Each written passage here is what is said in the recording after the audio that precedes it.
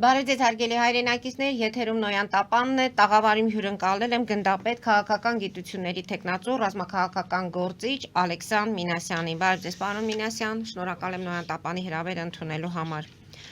Պարոն Մինասյան, ուզում եմ քննարկել ձեզ հետ մի քանի հարց, սկսենք հետևյալից։ Պաշտոնական այցով Հնդկաստանում է Արարատ Միրզոյանը, Հայաստանի Հանրապետության արտաքին գործերի նախարարը։ Հիմա կարծես թե տպավորություն է ստեղծվել, եթե ասում ենք Հնդկաստան եւ պաշտոնական այց, անպայման ակնկալում ենք, որ զենքի հետ կապված, զենքի գնման հետ կապված ինչ-որ պայմանավորվածություններ եւ Արարատ Միրզոյանն էլ փաստորեն այնտեղ տեղական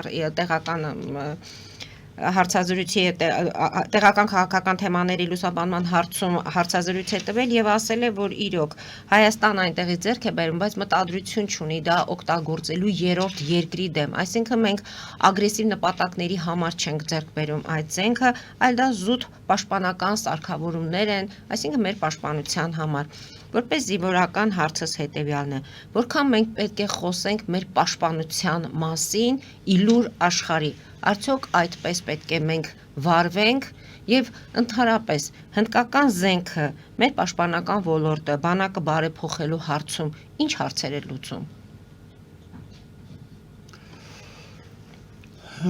Նախ ես բարև եմ հանդիսատեսին,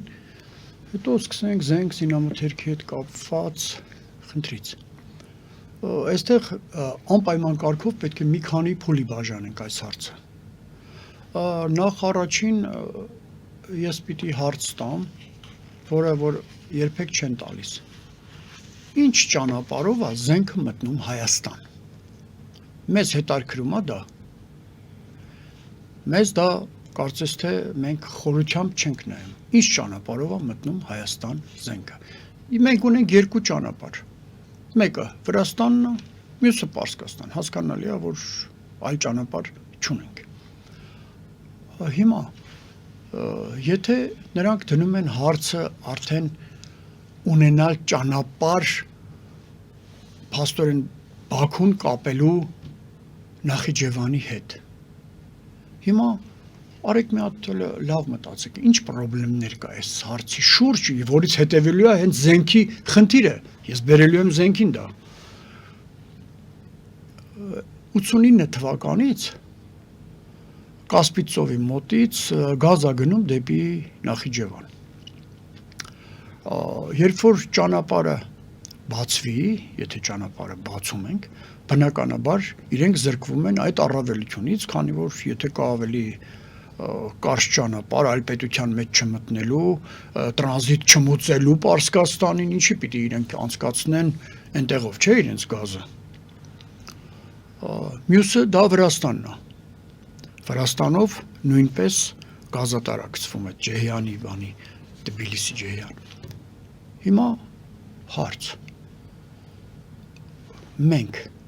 զենքը լավ մի անգամ է բերեցիր, բայց զինամթերքը,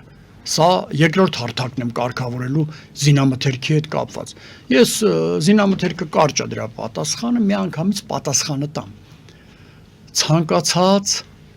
զինամթերք պետք է արտադրվի Հայաստան երկրում։ Ցանկացած, դա կլինի սովորական փամփուշտից վերջացրած հեռահար հարվածային, պաշտպանական զենք, ինչ ուզում է լինի, ոնց ուզում է անունը դնենք։ Սա այս հարթակը փակենք, որ դա մեր ռազմական արդյունաբերությունը մենք պիտի զարգացնենք, որը նույնպես պետության կառուցման համար շատ կարևոր խնդիրներ ունի լուծելու։ Հիմա վերադառնանք ճանապարհին նորից։ Մենք պատերազմ, ասենք եթե մեր վրա հարձակվեցին, որը մենք սպասում ենք դրան։ Էլ չեմ ասում, որ ասում են չհարձակվել, չնայած լավագույն պաշտպանությունը դա հարձակումն է։ Դա ընդունված կարգախոս է, որը աշխարհը գիտի, ընդունում է։ Լավ, պաշտպանական։ Քանի օր է այդ զինամթերքը Հնդկաստանից բերված զենքի զինամթերքը բավարարելու Հայաստան երկրին։ Քանի ժամվա հարց եմ տալիս։ Լավագույն դեպքում թող լինի 1 օրվա զինամթերք։ Դա չի կարող անընդհատ բերվի, քանի որ արդեն ասեցի,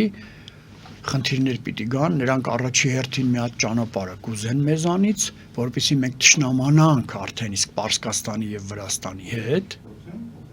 Դա հենց առաջի խնդիրն է, որը մենք պետքա շատ ուշադիր լինենք այդ խնդրի շուրջ։ Հետևաբար մենք փակ օղակ չենք ունենում պաշտպանական։ Պաշտպանական փակ օղակը դա նշանակում է պետականորեն ունենալ զինամթերքի արտադրություն։ Դա նշանակում է բարենային անվտանգության խնդիր լուծել։ Այստեղ հարցը միայն ցորենի կուտակման, ասենք շտեմարաններում եւ այլ, դա չի միայն։ Դա միայն Սևանով չի վերջանում 27-րդ ակետը։ Դա շատ լուրջ խնդիր է։ Ինչքան մենք պիտի դիմանանք, եթե ճանապարհները փակեն։ Իսկ ես ասում եմ, առաջի խնդիրը նրանք որ պիտի լուծեն, դա մեզանից ճանապարհ ունենալն է։ Հիմա վերադառնանք ձեր ասած խնդրին։ Փորձենք ամփոփել ճանապարհները ում են պետք։ Առաջինը Ադրբեջանի մասին է խոսքը։ Եվ Ադրբեջանի եւ Թուրքիայի իրենց միջև եղած ճանապարհի մասին եմ խոսում, որը մենք հիմա անվանում ենք Մեղրիի միջանցք են ասում շատերը, բայց ես կխնդրեմ, որ միջանցք բառը չօգտագործեն, որովհետեւ միջանցքը մեր կոնտրոլից դուրս երևույթ է։ Ճանապարհը լինում է մեր կոնտրոլի տակ, մեր ազդեցության տակ է լինում։ Մենք ենք տեսնում ինչա տարվում այդ 43 կիլոմետրի մասին է խոսքը։ Հիմա վերադառնանք այն հարցին Եվ զենք կամ զինամթերքը բերելը ճանապարհի հետ կապված դուք նշեցիք Վրաստանը։ Այո, Ինչու։ որովհետև տեսեք, ունեք մտավախություն, այո, ճանապարհը փակվելու է, որովհետև մենք երբ որ ճանապարհը բացենք, փակվելու է մեր ճանապարհը Ռուսաստանից եկող Վրաստանով անցնող կապ չունի որտեղից Վրաստանից անցնող ճանապարհը մեր փակելու են վրացիք, որովհետև նրանք այնտեղից սնվում են ֆինանսական 402 կիլոմետր ճանապարհը անցնում այնտեղ։ Այսինքն մենք նրանց զրկում ենք ֆինանսներից, նրանք մեզ զրկելու են զենքը։ Զրկում ենք նաև Պարսկաստանին, այսինքն Պարսկաստանով էլ չի մտնելու մեր մոտ, որտեվ դե մենք արդեն մի անգամ տեսանք այս պատերազմին, որ վրացիները թույլ չտվեցին, չէ, զինամթերք մտնել իրենց ճանապարհով։ Բայց հիմա որ ճանապարհն էլ փակեք, մենք դառնում ենք ճշնամի երկիր։ Բայց մենք խոսում ենք, որ չենք տալիս այդ ճանապարհը ոչ Ադրբեջանի, ոչ Թուրքիայի։ Դեռ խոսում ենք, բայց իրենք մինչև այդ ճանապարհը չունենան, նրանք պատերազմ չեն սկսելու մեր հետ։ Մոռացեք այդ միտքը։ Նրանք կռվով, դավով, չգիտեմ, քաղաքական հնարքներով, միևնույն այդ ճանապարհը ուզելու են ձեռք բերել։ Եթե այդ ճանապարհը տրվի,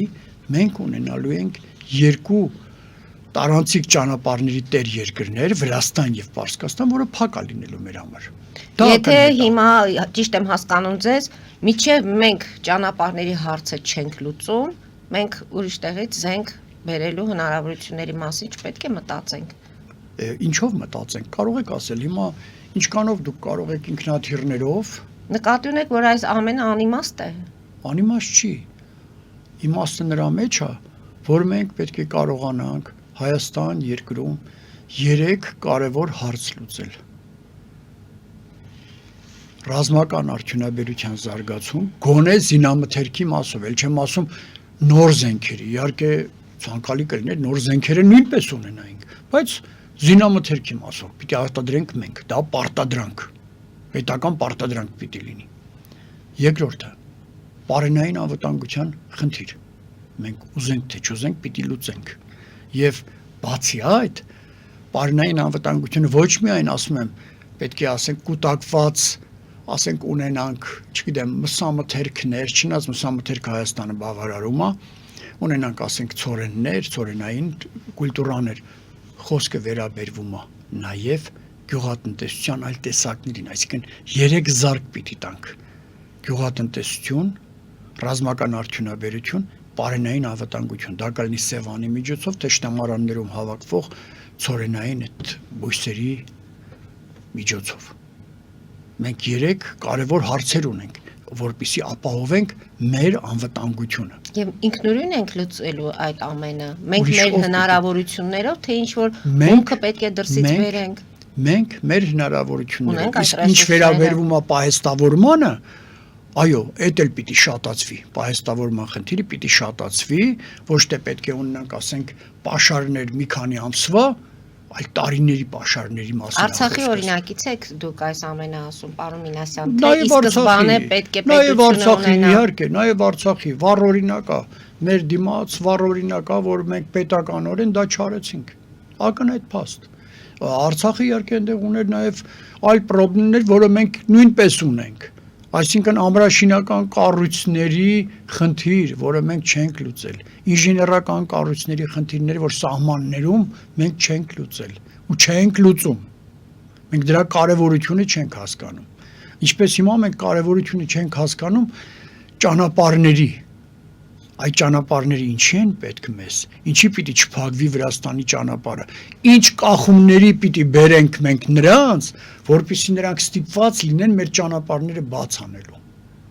Ինչպեսին պիտի լինի Պարսկաստանի հետ հարաբերությունները։ Հենց Արարատ Միրզոյանը Հնդկաստանում հայտարարել էր, որ 4 հարևանների մասին էր խոսել՝ Ադրբեջան, Թուրքիա, Վրաստան եւ Իրան, եւ նշել էր, որ հենց Վրաստանի եւ Իրանի հետ մեր հարաբերությունները բավականին լավ է եւ մենք այդ հարաբերությունները խորացնում ենք։ Գուցե նրանք արդեն ունեն իրենց հաշվարկները։ Գիտեք, երկու հարևան իրար հետ շատ լավ են լինում միշտ։ Երեխաները հանկարծ իրար հետ վիճում են, այն թթենի մի հատ բան ունենք մենք հայկական ֆիլմ ունենք։ Եվ սկսվում է ոնց ասած իրար միջև արդեն նախանձախնդրական, ինչի՞ չէ թշնամական հարաբերություններ։ Մենք հաշվի առել ենք սա։ Հարաբերությունները անընդհատ փոխվում են։ Այսօր լավն են այդ հարաբերությունները, վաղը կարող է լինեն վատը։ Անգլիացիներն ասում են չկան հավերժ թշնամիներ եւ չկան հավերժ բարեկամներ։ Ընդունենք մենք այն, ինչ կա։ Մենք պետք է օբյեկտիվորեն դատենք, ինչ վիճակում ենք մենք, ինչ ունենք, ինչ կարող ենք ունենալ եւ ինչ պիտի անենք։ Ինչ պիտի անենք, շատ կարեւոր հարց է սա։ Իսկ դրա համար իսկապես անհրաժեշտ է եւ քաղաքական կամք եւ ռազմարվեստին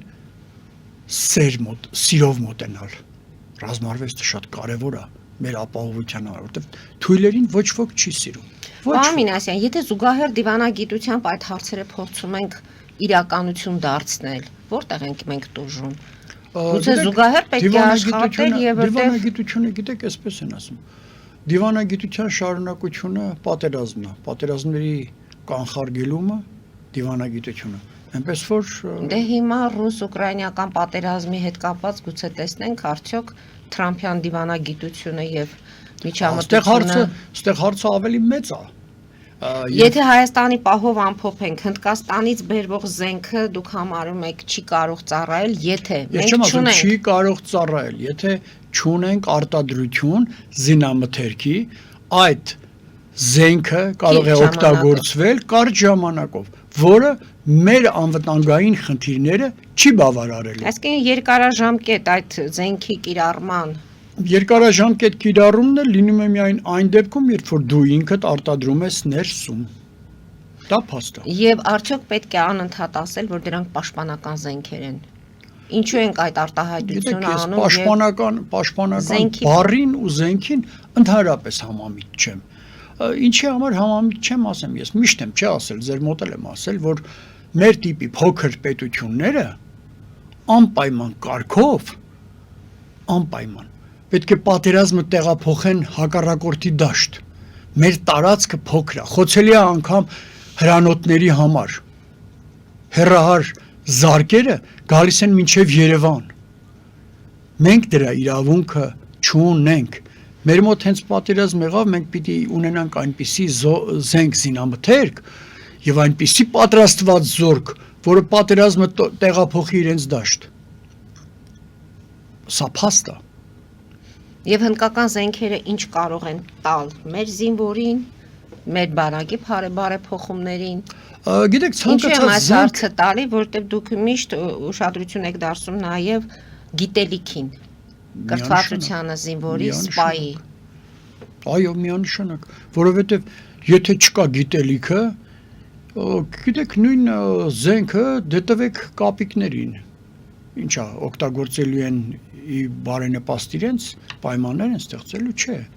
գիտակցված պիտի լինի, ամեն ինչ գիտակցված։ Գոնե մեր պաշտպանության համար դա պիտի գիտակցված լինի։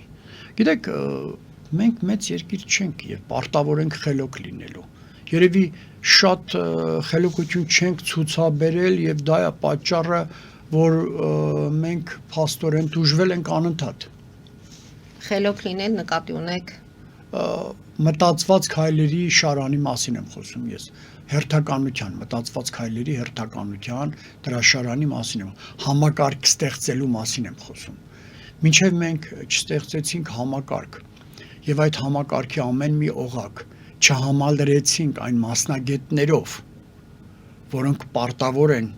իրենց ֆունկցիոնալ պարտականությունները տեղում կատարելու, մենք չենք ունենա այն, ինչ մենք երազում ենք կամ ցանկանում։ Նույնն էլ այս, եթե զենք ենք գնում այլ երկրներից, պետք է ունենանք համապատասխան մասնագետներ, անպայման կարգով։ Մասնագետները, բայց գուցե կարելի է արագ սովորեցնել, դա բարդ բան չկա, բայց բարդությունը, ասում եմ, նորից ու նորից գալիս է զինամթերքի մեջ, որովհետև եթե շատ քանակությամբ, հիմա մարդիկ հարց կտանք, ասեն, շատ քանակությամբ զինամթերք բերենք ու պահեստավորենք այդ բոլորը։ Հիմա արեք ճիշտը խոսենք։ Ամեն ինչ ունի իր ժամկետը։ Ժամկետները լրացավ, այսինքն դու արդեն ստացվում է չունես այն համապատասխան զինամթերքը, որը պիտի ծառայեցնես քո նպատակներին։ Դրա համար պիտի զինամթերքը արտադրվի հենց Հայաստան երկրում։ Դա փաստ է։ Մասնագետ կարող ես ունենալ ժամանակի մեջ, իհարկե դա նույնպես իր դժվարություններն ունի, ես դրա մասին ոչ մի անգամ խոսել եմ, միանշանակ մենք սովորենք սովետական զենքերին, հիմա անընդհատ տեղափոխում դեպի արդեն արտասահմանյան զենքեր, ժամանակ է պահանջելու մեզնից, դա փաստ է։ Բայց զինամթերքը պարտադրանք է մեր երկրի համար։ Պարոն Մինասյան, դուրս գանք կարճատև գովազդային դադարի, որից հետո կշարունակենք մեր զրույցը։ Հարգելի հայրենակիցներ, հետևեք քիչ անց կվերադառնանք տաղավար եւ կշարունակենք։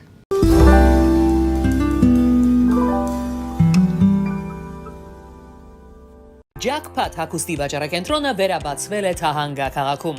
Նոր տեսականի, նոր արժեքներով ու նոր զեղչերով։ Եվրոպական հագուստ եւ կոշկեղեն կանանց, տղամարդկանց եւ երեխաների համար։ Օծանելիք, ճամպրուկներ, պայուսակներ, գիշերանոցներ, գոտիներ եւ դրամապանակներ։ Մեծ ապրանքատեսականի, մեծ զեղչերով։ Համեցեք Jackpot Թահանգայում։ Հասցեն 7057 Foothill Boulevard։ Հեռախոս 818 813 2252։ Jackpot։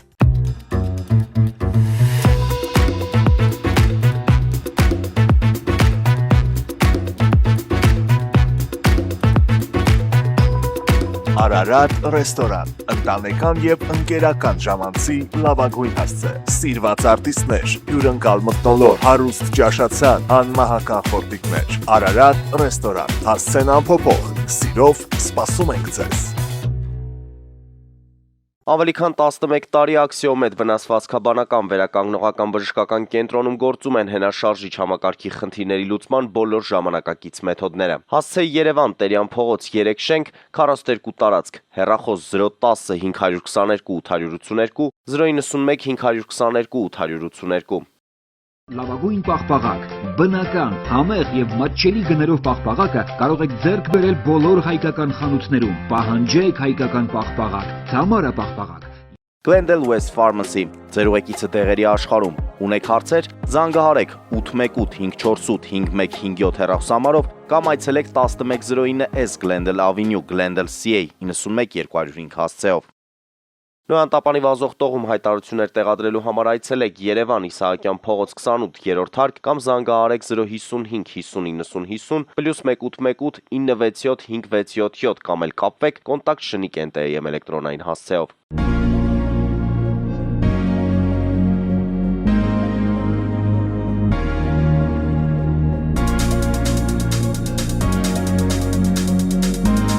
Տպագրեք ձեր գիրքը Նոյան Տապան տպագրատանը, ինչպես նաև թերթեր, ամսագրեր, բուկլետներ եւ այլն։ Հասցեն քաղաք Երևան, Իսահակյան 28 առաջին հարկ։ Հեռախոս Հայաստանից +374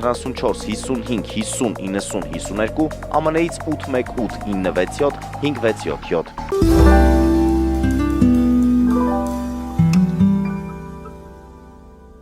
Հարգելի հայրենակիցներ, նոյանտապանը կրկին եթերում է, պարոն Մինասյան, մենք հեռախոսազանգեր ունենք, այս պահին անջատվեց,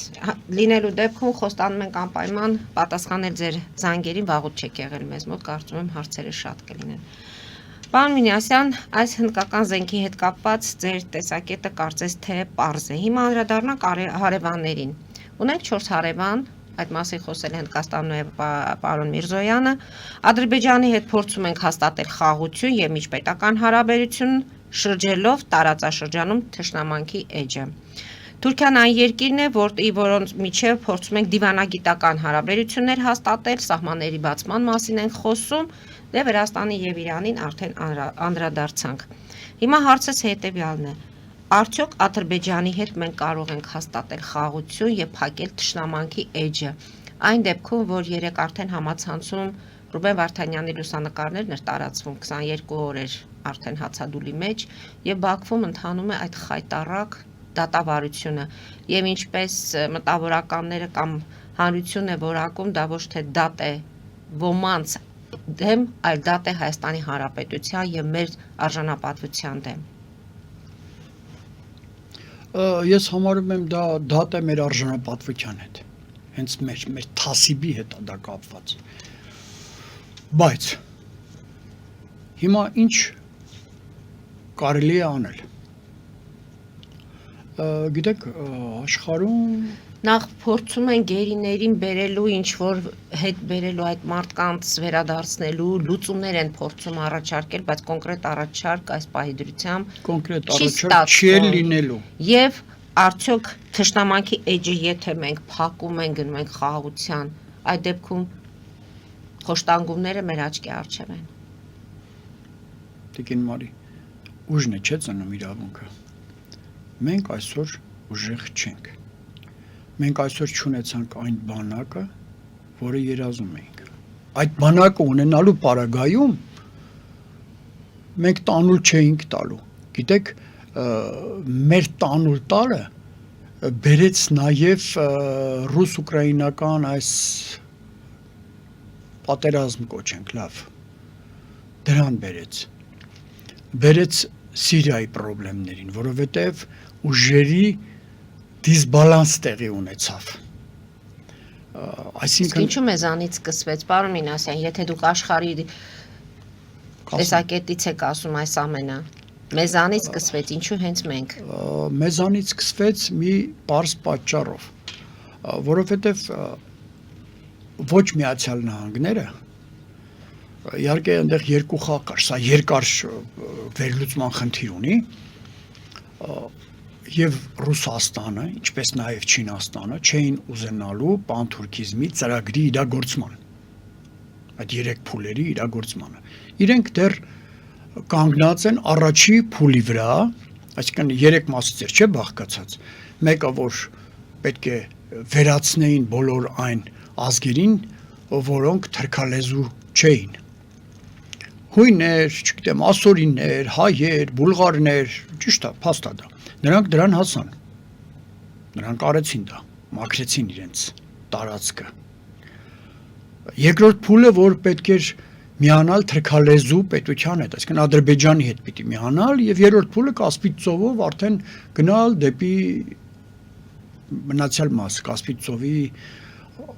արևելյան մասը։ Հիմա դա ում է ձեռք տալիս։ Միայն Թուրքիային։ Գերտերություններին ձեռք չէր տալիս։ Այդ բալանսը խախտվեց, այդ իսկ պատճառով Ռուսաստանը իրեն որոշակիորեն ավելի խոցված զգալով, մանավանդ որ Ուկրաինան ուզում էր մուտք գործել ՆԱՏՕ, դա լրջագույն խնդրեմ էր իր համար, նա կազմակերպեց իր ասելով կոչեց հատուկ օպերացիա։ Հիմա մենք այդ դիսբալանսը խախտողն ենք եղել։ Եթե մենք նայենք Նաստրադամուսի այդ բաներին, մոտեցումներին, որ ինքը կանխագուշակում էր, չէ, նմանատիպ բաներ, նմանատիպ հարցեր բարձրացվում էր, որ այս մեր տարածաշրջանից պիտի խնդիրներ բարձրանան։ Մենք չլուծեցինք այդ հարցը, չկարողացանք կայուն մնալ, Մենք չկարողացանք կայուն մնալ մեր ապաշնոր լինելու պատճառով Եվ ինչու փոքր այդ 30 տարի ապաշնոր Ինչու հենց մեր ուսերին դրվեց այդ ծանր բեռը, մի փոքր ազգ, մի փոքր տարածքում։ Բայց այդ տարածքը բանը խաչմերուկ է հանդիսանում։ Դա Աչքի ուղղակի փուշը։ տարածք չի, դա Հայաստանը մենք դիտում ենք որպես տարածք։ Եթե Սյունիքն էլ մենք հանկարծ տանք, կորցնենք ինչ որ թեկուզ ճանապարհը բացվի նմանատիպ ճանապարհ, մենք էլ անելիք չունենք, մենք ոչ մեկին ընդհանրապես պետք չենք։ Ընդհանրապես ոչ մեկին պետք չենք։ Մեր պարտքերն էլ կշատանա, արդեն 13 միլիարդն անցավ, կշատանա, մի օր էլ կասեն դուք պարտք եք, ձեր փողերը կան վերադարձրեք, այն որ վերցրել եք այդ MVF-ից, չէ, ասենք համաշխարհային բանկից, կամ էլ այս հատվածները գնողներ կան, օրինակ ասենք կգնի Իսրայել, կգնի որևէ պետություն, որը որ ունի որոշակի հնարավորություններ։ Այնպես որ մենք պատճառ հանդիսացանք այս գլոբալ պատերազմների։ Մենք սկիզբը դրեցինք այդ բոլորի։ Սիրիայի խնդրեմ, Ուկրաինայի խնդրեմ։ Մենք իսկապես սկիզբը դրեցինք դիսբալանսի, բալանսավորումից հանեցինք աշխարհը մենք։ Որովհետև մենք թույլ գտնվեցինք, ընդհանրապես թույլ գտնվել։ Իսկ հիմա թույլ գտնվելու պարագայում մենք գուցե էլ ավելի կտուժենք, բայց մենք ունենք խնդիր լուծելու։ Սա իմ ասելով չի։ Ի վերուստ կան պահանջատերեր։ Ես չեմ ասում Միացյալ Նահանգներ եւ Ռուսաստան, նրանց նույնպես պահանջներ ադրվում։ Պատահականություններ չկան ի վերուստ։ Ամեն ինչ մտածված է լինում։ Այստեղ հարցը նրանում է, թե ով իր տեղը, իր դիրքը, իրով լինելիությունը ճիշտ է հասկանում պահի տակ, տվյալ պահի տակ։ Կանենք, ուրեմն կունենանք, կշարունակենք, չենք անի, խելոք չենք լինի, չենք հասկանա, դե ով է մեղավոր։ Եթե մեկը չի հասկանում, Հիմա գերիների վերադարձման հետ Հիմա կապված ասում եք ինչ պետք է անել գերիների վերադարձի հետ կապված։ եւ խաղաղության պայմանագիր չի լինի։ Չի լինի, իհարկե չի լինի։ Նրանք չեն համաձայնվի դրան, որովհետև իրենք լուծելու հարց ունեն։ Որոշակիորեն իրենց այդ ճանապարհի միջանցքի իրենց Իսկ մեր գերիներին օգտագործելու են այդ իրենց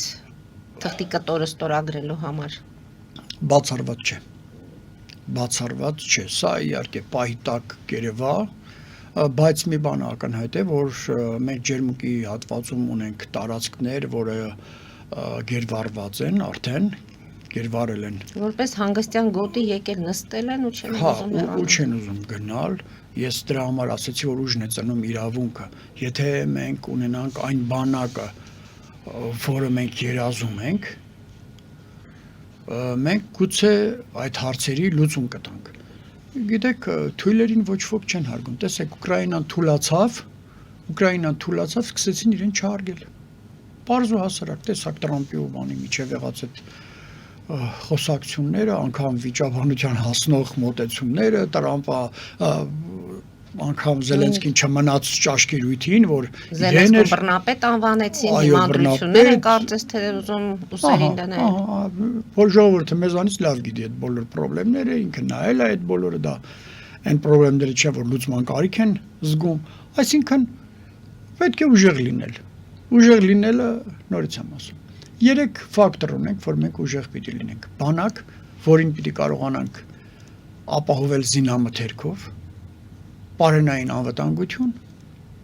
եւ ռազմական արդյունաբերություն։ Իհարկե պարենային անվտանգության մեջ ես մտցնում եմ նաեւ գյուղատնտեսական հնարավորություններ, այսինքն եթե անհրաժեշտ է սուբսիդավորման խնդիրներ պիտի պետությունը Բայց այս ամենը մինչև մենք կազմակերպենք, մեր գերիները այնտեղ չեն դիմանա արդեն։ Համաձայն։ Բայց մենք Ինչ տարիներ քայլեր շարունակ պետք է սրան անել։ ենք հասցնում արդեն։ Մենք հասցնում ենք իրան, մենք գործ չենք անում, ոնց ասեմ։ Դե եթե գործ չես անում, ժամանակը անընդհատ կգնա։ Ժամանակը անընդհատ կգնա։ Հիմա ոչ մի բան չենք կարող անել։ Թող մեկը լուծում ցույց տա։ Մեկը, մի օքի, ես կուզեմ այդ լուծումը լսել իրենից։ Ես չեմ ասում կարճաժամկետ անգամ։ Ես օրինակ առաջարկում եմ երկարաժամկետ լուծում, որտեվ չեմ տեսնում, մենք պատրաստ չենք որևէ բանի։ Մենք ցանկալ վիճակում ենք։ Եթե կա մարդ, որը գիտի այդ լուծումը, թող ասի։ Թող ասեն այդ լուծումը։ Ով էլ ասի, ինչ էլ ասի, դրանք Թող կլինեն ասեն, կողմ։ ասելով գիտեք կարելի է Միայն բաժակի ասել։ մեջ փոթորիկ ստեղծել։ Այտենց խոսալով ինչ ասես կարող ես անել, բայց եթե դու չես աշխատում քո վրա, չունես այդ հնարավորությունները որևէ բան անելու, ով ես դու։ Չունենք նաև հնարավորություն այլ երկրների առաջնորդների հետ այս մասին խոսելու, քննարկելու, խնդրելու։ Գիտեք, մենք Չունենք։ այլ երկրների հետ քննարկումներ արեցինք ուղիղ 100 տարի առաջ։ Հիշում եք, անտանտան մեզ կոքնի, հիշում եք այդ ֆրազաները, որ արվում էին, պատասխանները կան, որ մեր նավերը չեն բարձրանում, ձեր սարերը մենք չենք կարող օգնել։ Գիտեք, խոսքը այլ բան է, գործողությունը բացարձակ այլ, անելիքը բացարձակապես այլ։ Մենք պիտի կարողանանք սովորեցնել մեզ ճիշտ անել եւ արժեք դառնալ։ Եթե մենք արժեք չենք դարձել, մեզ ոչ ոք էլ չի լսելու, ինչի համար պիտի լսեն։ Զանգ ունենք, լսենք մեր հեռուստադիտողին։ Բարև ձեզ, լսում ենք, դուք եթերում եք։ Բարև ձեզ Տիկին Պետրոսյան, Բարև բարև ձեզ ձեզ։ Գնդապետ Մանասյան, ողջունում ձեզ նույն տապանի եթերում, այն ներողություն Մինասյան, մեկ այլ Հիվկա Մանասյան, ամեն դեպքում ինչևէ, պարոն Մանասյան, պարոն Մինասյան, ձեր շատ խելացի առաջարկներ եք անում, այո, մենք ռազմական արդյունաբերությունը պետք է զարգացնենք, բայց դրա համար նույնիսկ եթե մենք ունենանք գործարաններ, պետք է հումք։ Մենք այնքան փոքր երկիր ենք, որ մեզ պետք է հումք։ Պարենը այո պետք է, բայց մեզ պետք է, մենք այդքան պարեն չունենք։ Նորից մեզ պետք է ճանապարհներ։ Ինչպես դուք կարծեցիք ստիպել Վրաստանին, դրա ես կարող եմ ասել, հզոր դաշնակիցներ ունենալով, ոչ մի Վրաստան չի դիմակայի ենթադրենք ԱՄՆ-ի կամ Արևմուտքի ճնշումներին, եթե մենք դառնանք նրանց դաշնակից։ Եվ այստեղ մենք կարծեք թե մոռացանք այդ ուժի մեկ կարևոր բաղադրիչ, հզոր դաշնակիցները։ Եվ հարցս դրա հետ կապված է։ Դուք նախկինում ասել եք, որ միգուցե պետք չէ հապկից դուրս գալ կամ այդ ԵԱՏՄ-ից դուրս գալ։ Ասացեք խնդրեմ, ինչու Արևմուտքը, որը փաստորեն մեզ այսքան ժամանակ օգնեց պահելու Սյունիքը, ինչու նրանք մեզ պետք է մեր հետ դաշնակցեն, եթե մենք դեռ հապկի մեջ ենք։ Եվ եթե մենք դեռ հապկի մեջ ենք եւ Արևմուտքը մեզ չի դաշնակցում, ինչպես եք դուք ապահովելու այդ ռազմաարդյունաբերությունը եւ այլն, եթե ոչ ոք չի ստիպի մեր հարևաններին բացել ճանապարհները այդ նպատակով։ Շնորհակալություն։ Մենք ենք շնորհակալ հարցի համար։ Շնորհակալ եմ հարցի համար։ Հարցը հետևյալներ ռազմաարդյունաբերության հետ կապված, մենք պետք է հումք ունենանք։ Ես այդ հարցը ձեզ տվեցի, դուք ասացիք մենք կարող ենք մեր Այո, մենք հնարավորությունները, որտեղ այդ հնարավորությունը։ Մենք հումք բավականին ունենք եւ այստեղ բատերային վիճակը մենք մեր ունեցած հանքանյութերը մենք կարող ենք հանգիստ փոխել այն հանքանյութերով, որ մենք ուզում ենք, մեզ անհրաժեշտ է։ Մենք մեր մեջ, հենց Հայաստանի մեջ։ Տեսեք, եթե խոսքը վերաբերվում է, ասենք, զինամթերքին, զինամթերքում հիմնականում օգտագործվում է պղինձը։ Հիմնական դա բանն է, գործիքն է։ Բայց ինչ վերաբերվում է նրան, թե հապկից դուրս գալ թե չէ, ես միշտ ասել եմ, մենք պարտավոր ենք, մենք փոքր ենք, բոլորի հետ լավ հարաբերություններ ունենալ։ Մենք հիմա դեռ կարծես օֆիցիալ դուրս չենք եկել հապկից, ճիշտ է։ Այո, օֆիցիալ։ Բայց Ֆրանսիայից մենք ստացանք ինքնագնացները իրենց վրա ունեցած հրանոթներով։ Այսինքն սա մեզ պատճառ չի հանդիսանում, որ մենք նորից եւ նորից ունենանք նմանատիպ արդիական զենք։ Ինչ վերաբերվում է հարաբերություններին, ես նորից ճիշտ էի դուրս գալիս, որ ասում էի չկան հավերժ թշնամիներ, չկան հավերժ բարեկամներ։ Հիմա մենք տեսնում ենք, թե ինչպես են Տրամփ-Պուտին հարաբերությունները, մենք նկատեցինք մի քանի օր առաջ, թե ինչպես Տրամփը Ռուսաստանի ուսերի վրայից վերցրեց այն բեռը, որ պատերազմ պիտի չսկսեր։ Նրանք ասին, դուք ինքներդ դրդել եք դրան, դա Տրամփի խոսքերն է, դա իմ խոսքերը չի, միտքն եմ ես ասում, բառացի չեմ ասում ես դա։ Միտքը այդպեսին է։ Եվ հիմա եւ դա եղավ այն պարագայից հետո, երբ Ուկրաինան արդեն թուլացավ։ Իսկ ինչ վերաբերվում է նրան թե մենք կարող ենք պարենային անվտանգությունը, հիմա էլ մենք հացահատիկը չենք ապահովում, մենք հացահատիկի 42%-ն ընդամենը Հայաստանը ինքը արտադրում եւ Արցախի տալով, որտեղ դե կային դաշտավայրեր, Բավականին ստանում էինք, հիմա էլ ավելի քչացած կլինի, ես դեռ այդ հաշվարկը իմ հետ աշխատում են գիտնականներ, ես նրանց այդ հաշվարկին չեմ ծանոթացել, իմա սուտ չասեմ,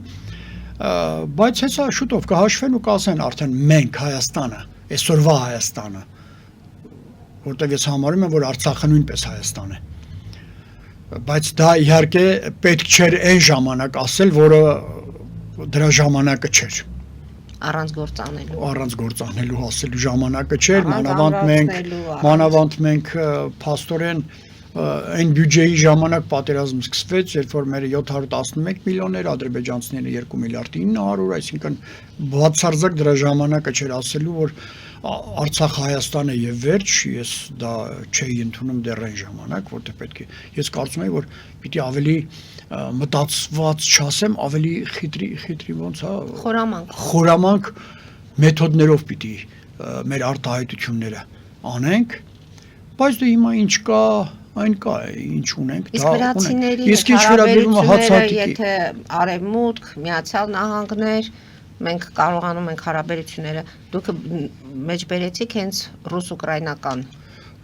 Ռուս-ուկրաինականի մասից բացի, մենք 20 թվականի պատերազմին շատ լավ ընկալեցինք, որ Վրաստանը մեզ ճանապարհ չտվեց։ Դե այն ժամանակ հարաբերությունները կարծես թե այդպես չէր, ինչ որ հիմա է, ինչ որտեղ ակտիվանում եք։ Վաղը պիտի այդ հարաբերությունները լավ լինեն։ Դրա համար ես պատահական չի, այդ Չերչիլյան խոսքերն եմ օգտագործում, չկան հավերժ բարեկամներ եւ չկան հավերժ։ Հույսներս միայն մեզ վրա պետք է դնենք։ Միանշանակ, հույսներս պիտի դնենք մեր վրա։ Մենք պիտի ստեղծենք պայմաններ, որ մեր հետ հաշվի նստեն։ Այստեղ շատ լուրջ խնդիր ունի նաև մեր արտաքին եղբայրության խնդիրը, մեր սփյուռքը, ինչպես պետք է մենք իրենց խնդրենք, ինչպիսի առաջադրանքներ պիտի խնդրենք, որ իրենք կատարեն, որպեսզի մեր քաշը բարձրանա աշխարհում, մենք դառնանք ավելի սուվերեն, այստեղ նույնպես մոտեցումների, մեթոդոլոգիաների խնդիր կա, սա ես ու դուք չենք կարող անել, սա պետության մեծագույն խնդիրն է, ինչ անել։ Հիմա եթե խելոքանանք այնքան, որ կկարողանանք իրար միս ենք ուտում, պարոն Մինասյան, ինչ խելոքանալու եզրեր եք տեսնում, նախկին նախագահները իրար հետ են սկսել այդ քաղաքացիական պայմանագիրը նոր ընտրությունների մասին, թիմ ընտրությունների մասին է խոսքը, դեռ խոսում ենք Նիկոլ Փաշինյանը նորից է խոսում թալանը ետ բերելու հատիկ եւ այլն։ Գեղեցիկ, ինչպես ժողովուրդն են ասում, շատ գեղեցիկ խոսում են, դուք էլ եք ասում այդ, շատ գեղեցիկ խոսում են, գործ արեք։ Ես միշտ կողմնակից եմ նրան, որ մենք պիտի գործ անենք։ Գիտեք, խոսելով կարելի է այս ափսեի մեջ փոթորիկ ստեղծել, բայց չենք թող փոթորկի նմանվի նկարենք, ասենք, չէ, գործ։ Ես իմ վրա իմ մաշկից գիտեմ։ Հասարակ բան, Մոնթեի վարժանը ստեղծեցի որպես մեր նպատակային խնդիրներ լուծելու համար։ Ինչ եղավ։ Ես որտեղ եմ հիմա։ Իսկ չեք զղջացել, որ հեռացել եք։ Գուցե լինեիք այդ ակունքներում այլ իրավիճակ լիներ մեր բանակում։ Գիտեք, դուք մի անգամ էլ եք այդ հարցը տվել, ես հիմա նորից պատասխանեմ։ Ես ուզում եմ հենց հեռուստադիտողն էլ այդ հարցը ձեզ կտար։ Հիմա նայեք։ Ինձ ոնց ասած կոնկուրսը չանցա, դեռ Սերժ Ազատիչի ժամանակ էր դա։ Ձեր սարքած դպրոցը։ Իմ ստեղծած վարժարանը, որի ոնց էր հիմքերն էի դրել ու ստեղծել առաջի վիպուսկը լեյտենանտների տվել, որոնցից շատերը հերոսներ դարձան,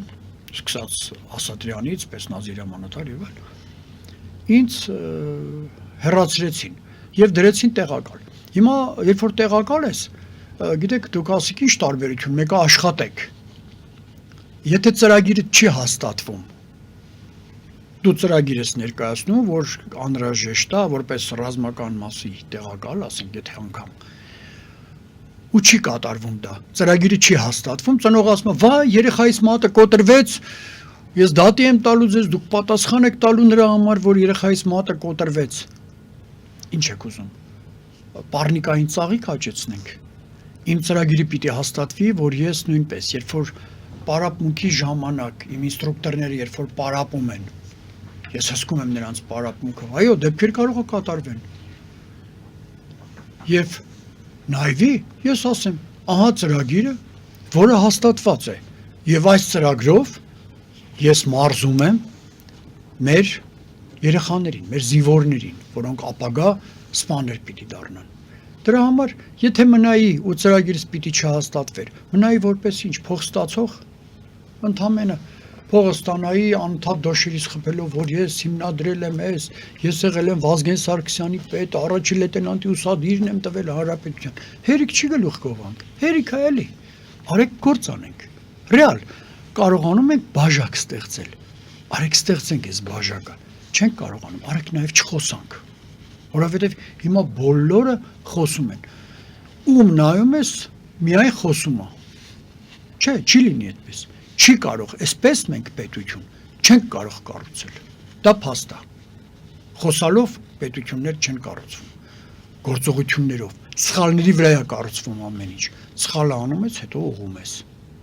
վերջ, սա է իմ կերը։ Պարոն Մինասյան, Սիրիայում կատարված դեպքերը ինչպես է գնահատում, ինչու եղան, քառօրյա այս 4 օրվա ընթացքում 1000 մարդ խաղաղ բնակչություն, նախորդին չանդրադառնանք, թե Սիրիան ինչու Ասադը լքեց եւ կյանքի թունելով փախավ։ Գիտեք, այնտեղ ներքին ընդվզումներ նույնպես կան։ Ես երեք լուրերը նայում էի, փաստորեն այնտեղ նույնպես, գիտեք, երբ որ գալիս են իշխանության եւ մեկը չի ղեկավարում դա, մի քանի ուժերի միջոցով է եկել, միշտ իրար միջև հարցադրումներ ա լինում։ Ես այստեղ նույնպես, տեսեք, միաբանության, ասում են միաբանություն, թող ընդդիմությունը միաբանվի, համակուր դառնա, չի կարող լինել։ Պետք է անպայման հենց սկզբան, ասում են գգանք, հետո կորոշենք ով է լինելու։ Չէ, չի լինում։ Սկզբից եւ այդ որոշեք ով է լինելու այդ լիդերը, որպեսզի նրա կողքը հավաքվեք եւ նրանից պատասխանատվություն ստանաք։ Այլ կերպ հասնել հաջողության հնարավոր չի։ Միշտ մի օքի է որոշում հարցը, մի օքի։ Աշխարհը ինչ կան, որոշել է ստեղծել պարլամենտական, չգիտեմ, կիսապարլամենտական, խորհրդարանական եւ այլ ղեկավարներ, միևնույնն է, մի օքին է որոշում, մի օքուց է կախված ինչա լինելու։ Այն ժամանակ թագավորներ էին, իհարկե այնտեղ տարբերություններ, որ գենետիկորեն շարունակվում էր իրենց գենը։ Սա էր ընդամենը տարբերությունը։ Ոչ մի բան չի փոխվել, այս ընտրությունները մեզ չեն տվել այն հնարավորությունը, որ միապետական չի լինելու պետությունը։ Պետությունները միևնույնն է միապետական են։ Հիմա որոշում է Տրամպը, որոշում է Պուտինը, որոշում է մեր վարչապետը, որոշում է Վրաստանի, մի խոսքով որոշողները միշտ մեկն են։ Մեկն է լինում որոշողը։ Հիմա այստեղ կախված է նրանից, թե այդ քո որոշողը ինչքանով կընկալի ու կհասկանա իր իրադրությունը, իր պետության իրադրությունը եւ ինչ մոտեցումներ պիտի ցուցաբերի եւ նախապես պատրաստվել է այդ իրավիճակներին, թե ոչ։ Սիրիային նույնը եղավ։ Սիրիայում հիմա տարաձայնություններ կան իրար միջև եւ դրա համար էլ պիտի լինեն զոհել, կրակոցներ, ընդվզումներ, ուզեք թե չուզեք։ Դեռ շարունակվելու է այդ վիճակը։ Իհարկե կշարունակվի։ Քանի դեռ։ Իհարկե կշարունակվի, քանի դեռ չի եղել նորմալ ընտրություններ, որտեղ մեկն է անցնելու։ Պարոն Մինասյան, մեր ժամանակը մոտեցավ ավարտին, հարցերը շատ են, բայց քննարկման արդեն ժամանակ չունենք։ Հետևենք իրադարձությունները ինչպես են զարգանում, դրանք արագ են եւ ամենօրյա են, այնպես որ հարկ լինելու դեպքում նորից կհանդիպենք այս տաղավարում եւ կլսենք ձեր խորհուրդները եւ խոսքը։ Ինչպես դուք եք ասում, խոսքից անցնել գործին, որ կարողանանք փրկել մեր երկիրը։ Միանշանակ։ Իսկ գործի գլխին պետք է կանգնած լինեն, ինչպես դուք եք ասում, հացթուխը պետք է հաց թխի, զինվորականը պետք է իր զինվորի գործը անի։ Շնորհակալություն եմ հայտնում այսօրվա հաղորդմանը մասնակցելու համար։ Հարգելի հայրենակիցներ, այսօր այսքանով ավարտում ենք մեր հաղորդումը, հետևեք զարգացումներին, մնացեք խաղաղությամբ։